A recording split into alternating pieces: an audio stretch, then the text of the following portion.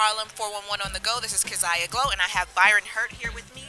Hi, Byron. How are you today? Doing great. How are you? Awesome. And we're here at the premiere for Soul Food Junkies. I just want to quickly ask you, how did you start this project, and where did it come from? What was the brainchild behind this? Well, the film was inspired by my father, really, and my family, hoping and wanting to have an impact on my father in terms of changing his eating habits. Right. And so I saw firsthand how difficult it was for my father to, even with health challenges, to make modifications to his diet. And I saw how connected he was to his food. You know, he loved his food, whether it was soul food or fast food or any kind of food. He loved it. And so I saw how difficult and challenging it was for him. And I figured this could be a bigger issue. This could be something that millions of people are dealing with. And that's why I decided to make the film. What is it that you love about soul food? Oh man, it's just full of flavor. I like crawfish etouffee and jambalaya, gumbo. Everything to me, I was raised on it, so I love it. So what can we look forward to after this film, after tonight? Where can we see you? Where can we see your work? Or when is this actually going to be on television? Sure. Well, the film will be seen in New York again at the Urban World Film Festival. Okay. I'll also be taking the film around the country and touring the film.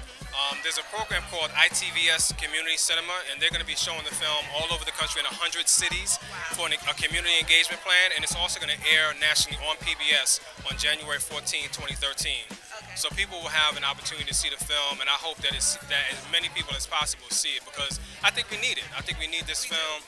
You know, I was on the radio today on Sway in the morning on Sirius XM, and all of the callers just kept calling in, talking about all of the various health issues and challenges that they had or their family members had, and so I think it's a timely and relevant film. What's your favorite soul food? What's your favorite dish? You know what? Mine is actually not, it's a dessert. Okay. I love sweet potato pie. There you go. I could eat a whole sweet potato pie in one sitting. So, I mean, that's my Achilles heel right there, sweet potato pie. Okay, well, we'd love to have you back on Harlem 411. We look forward to that. So, we want to thank you so much, and we look forward to seeing the film. Thank you very much. Okay. Appreciate it. Good Lord, good meat. Come on, let's eat. Hallelujah. Soul food is a repository for our history, and soul food represents Black. The most important thing is that people complicate their understanding of what soul food is, because it's easy to say that it's the bane of African American health. The bigger cause of the decline of African American health is the industrialization of our food system. In this supermarket in my neighborhood, I see vegetables that look like they're having a nervous breakdown, and they're asking people the regular price for it. Hey, aren't you that one guy? Haven't I seen you before? You're that guy from TV. You're from the youth channel. Your show's funny, man. Do you want to be on TV? Then send your tapes to the youth channel.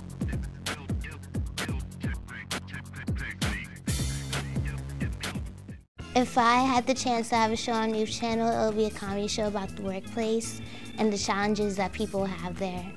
And it would entail examples such as if someone has a mean boss or they can't figure out their actual job and title. The message that will go out to the audience is that people can overcome challenges no matter what it is at work, that they should know how to deal with it and be strong during the process. The show that I have is The Jose Show, where I produce it and I'm the host of it. The show is about youth nonprofit organizations that benefit young people, where I feature youth organizations that are working with the young people, that's doing tremendous work with these young people to get where they want to be in their careers. And the importance of this show is to make sure that young people get a chance to show off their talent and perform and bring out different discussions that they want to talk about.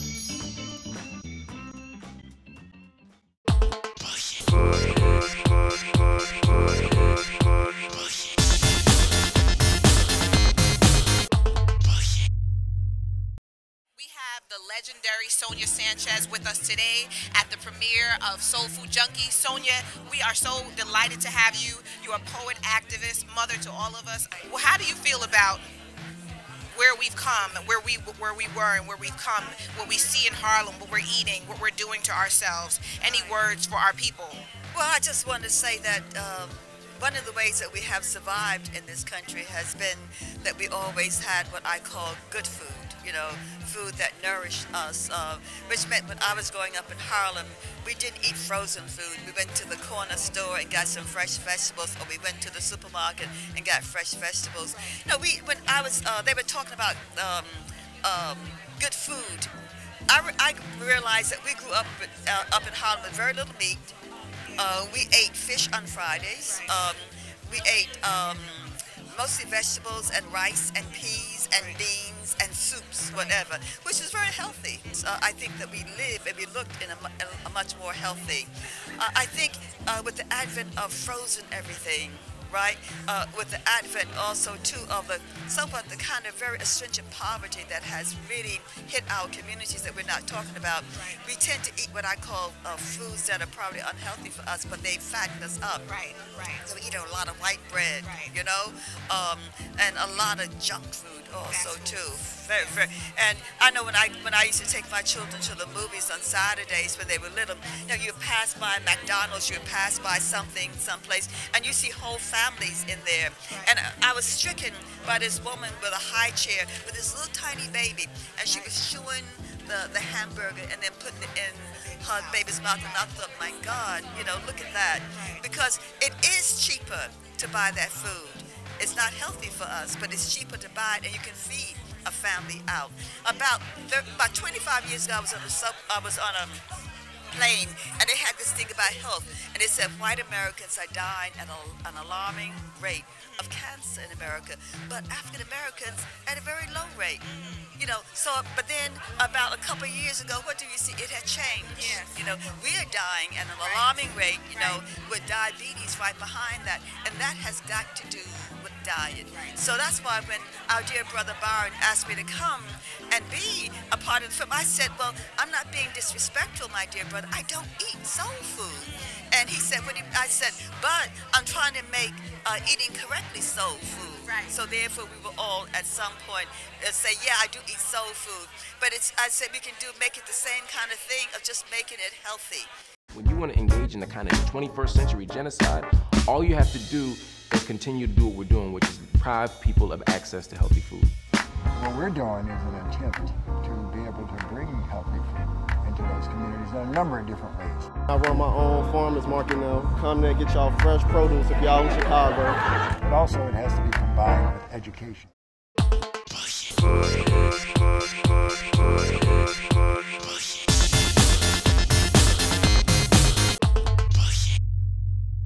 Well, if I had a chance to make a show on the youth channel, it would be called the J-Man Radio Show. It's going to be a show about having some sketch comedy, some playing live music, and also me and my friends are going to get together so we could talk about topics that's going on in the world. There's more to life than doing nothing, playing video games, watching TV. I mean, I'm here creating my own show. You should do the same thing. Well, if I had a chance to make a show, I would make a show like a sitcom, sort of. It would be about people that deal with different issues, like primarily youth that deal with issues with their parents. It would have like 6 different, youth that have 6 different parents. That would be my primary goal, to try to show people that just because you may be a different race, everybody experiences different things with their parents, and everybody could relate to it. Hey, aren't you that one guy? Haven't I seen you before? You're that guy from TV. You're from the youth channel. Your show is funny, man. Do you want to be on TV? Then send your tapes to the youth channel.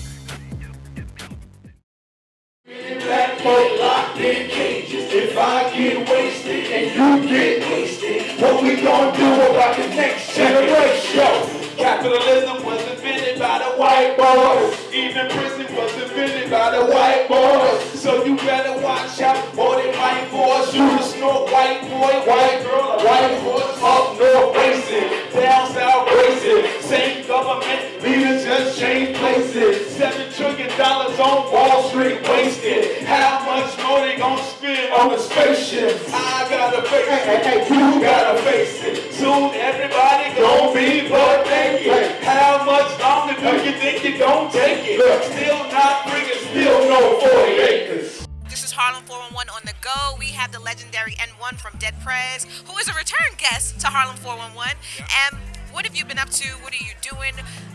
We love you. What's going on with you? Thank you. Building, growing, participating. New Dead Prez album on the way. It's called Information Age. Constantly on the road. Happy to be participating in this film, Soul Food Junkies, Byron Hurt. Stick and myself helped to do the sound and the soundtrack for Soul Food Junkies, which has been a soundtrack for our life because we mirror these circumstances.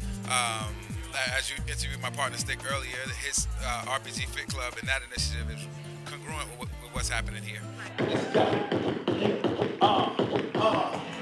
I can get swole like Junkie with it.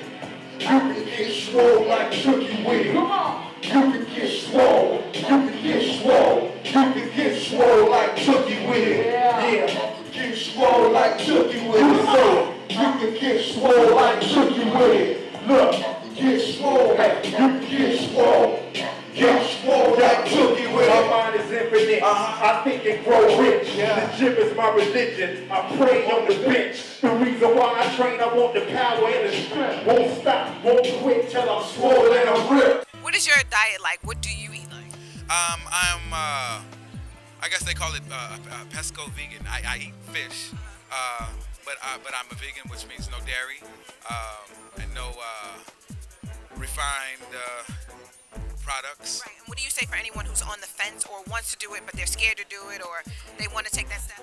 Well, it's a lifestyle that you have to adhere to, and really, in order for it to become that, you have to change your mind.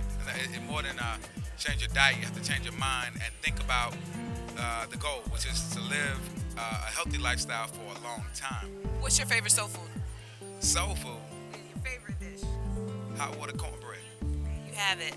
We love you, M1. Keep doing the good work. We want you to come back to Harlem 411. We want you in studio next time. Well, let's do it. I was there before and I'm coming back. There you go. All right. Thank Peace. You. Okay. All right. Soul's kind of complex. Soul is really essence of African American folk culture. And it really comes from African influences, religious influences, the experience of going through difficulties and surviving those difficulties with dignity. Well, if I had a chance to make a show on the youth channel, it would be called the J-Man Radio Show. It's going to be a show about having some sketch comedy, some playing live music, and also me and my friends are going to get together so we could talk about topics that's going on in the world. There's more to life than doing nothing, playing video games, watching TV. I mean, I'm here creating my own show. You should do the same thing. When I get with Batalana, I'm gonna ask them about this youth channel because I'm scrolling through my Instagram and some girl just posted it. Like, wait, let's ask him about it. See what he says. What is it about? Think you know? Yeah. You a clown. So. You go to that party on Friday? Hey, Batalana. Oh, yo, what's good, boy? Yeah, I was going through my Instagram and some girl posted this picture about the youth channel. What's this?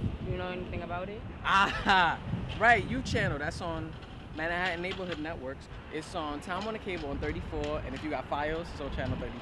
I got RCN. RCN. That's channel 82. Oh, okay. So I'm gonna write the girl on Instagram and see what this is about. Definitely, yo. If anything, yo, spread the word. All right, I got you. I definitely will. It was good seeing y'all. Likewise. I'll see y'all later. All right, cool.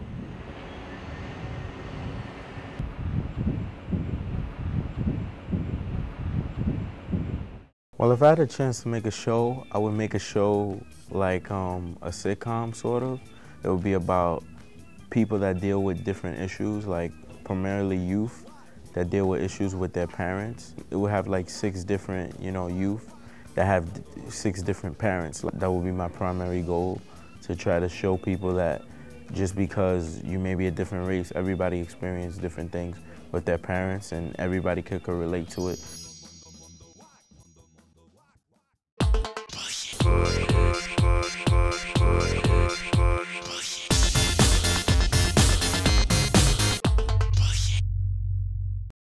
To wake up in the morning, first thing, gotta taste it. Drunk out my mind on an everyday basis. Stay throwing the Andre by the cases. Smoking mad blunt, so much money that I wasted. Going through the stages. Growing up a young black male trying to make it, but caught up in the matrix. Was it lack of discipline or deep self-hatred? Suppose it could have been a form of self-medication. Stress on my mind, it was a way to escape it. Wash away the problems when I didn't want to face it. I told myself it was just recreation. I could stop anytime, G, it's not like I'm basing. I have Stickman from Dead Prez with us. You know how we feel about Dead Prez. Now, quick question. What you drinking on? Sipping on a little tea, man. That's what's up. No lean. That lean will make you fall, you heard? All right, so how do you feel about soul food? And you know, M told us that you guys worked on on the soundtrack for this. What did you put out? What was your inspiration to bring that about? Man, my family. You know what I mean? The spirit of the culture, the heritage, the aromas. You know what I mean? Mama, grandma. You know, memories. And then also the diabetes, the heart attacks. You know, that side. And when Byron reached out, I had just did an album called The Workout, dedicated to health and fitness. So he was like, yo, man, it's perfect. You gotta, you know, do some music for this. And I was like, man, whatever. We ain't even gotta talk about no budget, nothing. I'm in. I was so motivated to participate. I think this is what we need to be doing. But deep inside, I felt my health deteriorate. Gout in my leg, toothache so irritating. Wasting mad time, could have been paper chasing. Slipping on my pivot, catching all kind of cases. Learning the hard way, first-hand education. Had to give my body a break and make some changes. Had to get back on solid foundation. Tighten up my diet, workouts, and meditation. People like yourself, like M1, your life mirrors this. It's not just like you're making an album just to, like you said, get some money. You actually mirror this. What other projects besides the last CD that you put out that you work on to mirror health? What do you work on? Well, that's my passion. You know, I'm currently training for October 28th for a marathon in Atlanta to promote, you know, fitness and flyness in the youth. You know what I mean? RBGFitClub.com is our online center. We go into schools and work with programs teaching meditation, martial arts, you know, and continuing, you know, we're doing, I'm working on the workout too right now, and, you know. All right, so we want to thank you so much. Of course, we welcome you to the studio, to come into the studio anytime. We love you guys. And your closing words, what's your favorite your soul food dish? Favorite soul food dish? Collard greens, baby. With no meat, you heard? With no meat. We use Bragg's. Thank you. Peace. When I get with Untitled, I'm going to ask them about this youth channel because I'm scrolling through my Instagram and some girl just posted it. Like, Wait, let's ask him about it. See what he says. What is it about? Think you know? Yeah. You a clown. So, you go to that party on Friday?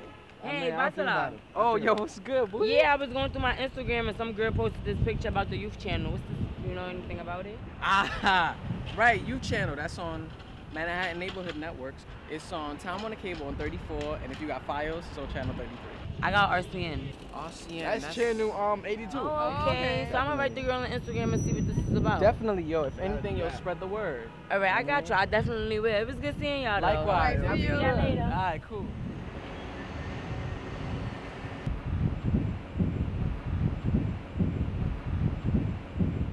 Hey, aren't you that one guy? Haven't I seen you before? You're that guy from TV. You're from the youth channel. Your show's funny, man. Do you want to be on TV? Then send your tapes to the youth channel.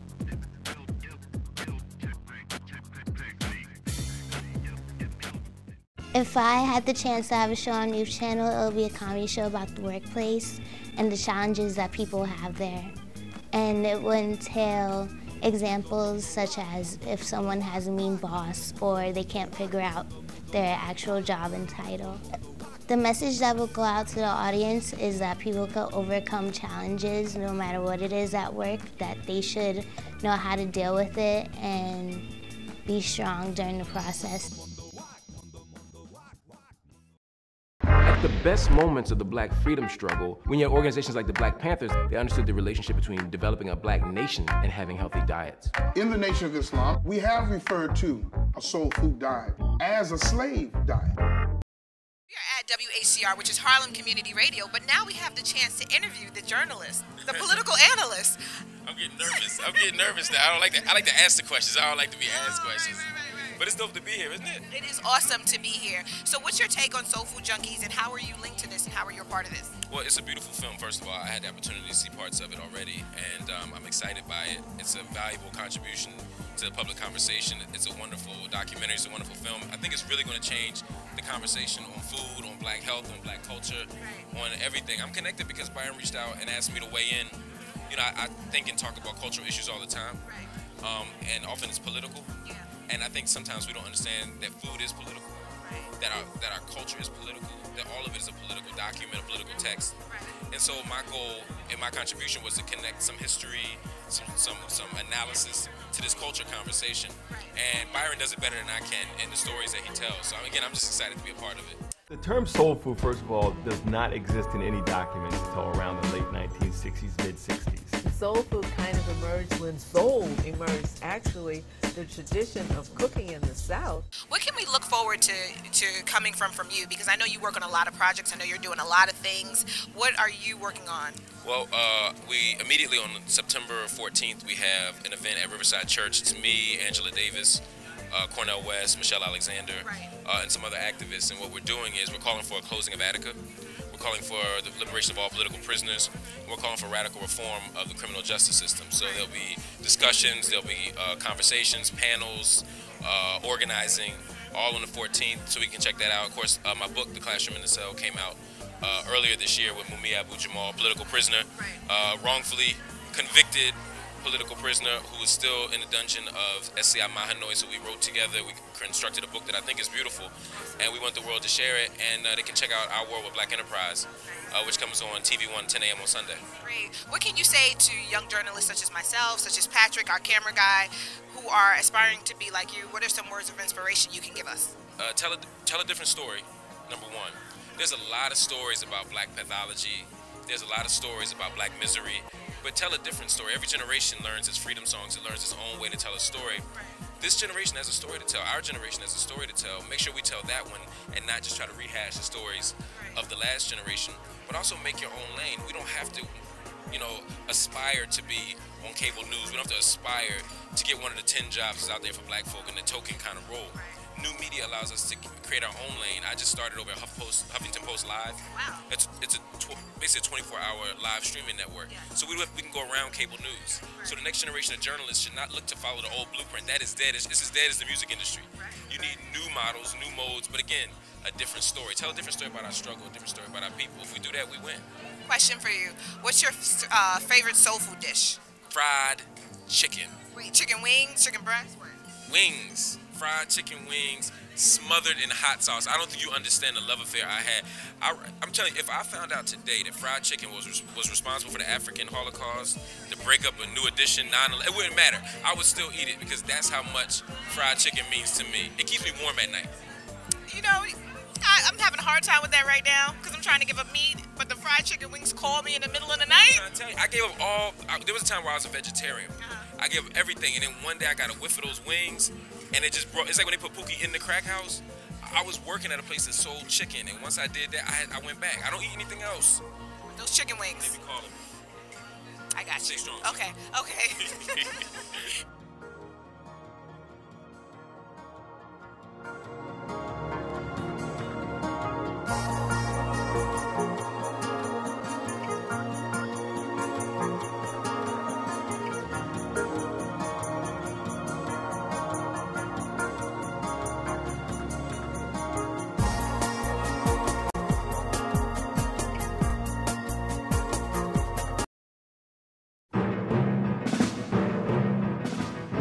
Stop and frisk is the crime. Standing up to injustice is not the crime. And everybody needs to be part of ensuring that all the charges are dropped against the freedom fighters who are still facing trials in Brooklyn and Queens. 40 years ago, we weren't doing stop and frisk when there was a lot of crime. So why are you doing stop and frisk now if crime is down to the lowest point that it's been in 40 years? Young black and brown men are walking the streets because they don't have opportunity. Freedom is the ability to exercise options.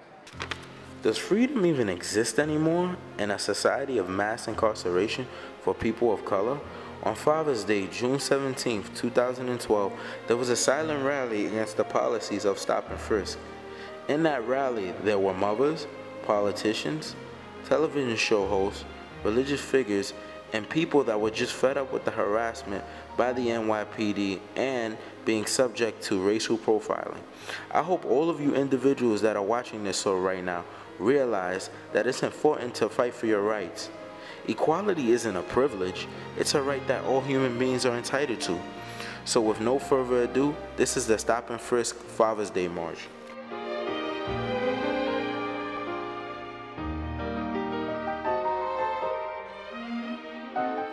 Can you tell us why you're here today? Well, I'm here with a group called Existence is Resistance, and we are a Palestine solidarity group, and so we, raise awareness in the city. We do demonstrations about what's happening to the Palestinians, and we're here because, we support human rights. We are an anti-racist group, and so this policy that affects disproportionately young Black and Latino men is racist, and so that's why we're here. Well, I'm out here today to bring awareness and hopefully stop and form legislation to change stop and frisk, because it's been so pointed at young Black and Latino men like myself and Puerto Rican, and it's very one-sided, it's very unfair, and it's not productive. So we're out here trying to raise awareness and change stuff. Hi, my name is Wilma Dore Almanor, and this is my son, Devin Almanor. And he's been stopped a couple of times by the police, and so has my other son. And I'm out here because this is ridiculous. It's got to stop, okay? And you know what? All I'm saying is that people, if they stop and frisk your child and throw them down to the ground and have guns to their heads, you have every right to sue them. And that's what people have to do. And this march is important because there's too many of our children that are going down on the ground for nothing at all and being stopped and frisked. And we just have to stop this, whatever way, whatever marching, whatever we need to do. So that's why I'm out here today, to represent all the little kids out here and all the big brothers that are stopped and frisked. Well, I'm out here today because today's demonstration is against the racial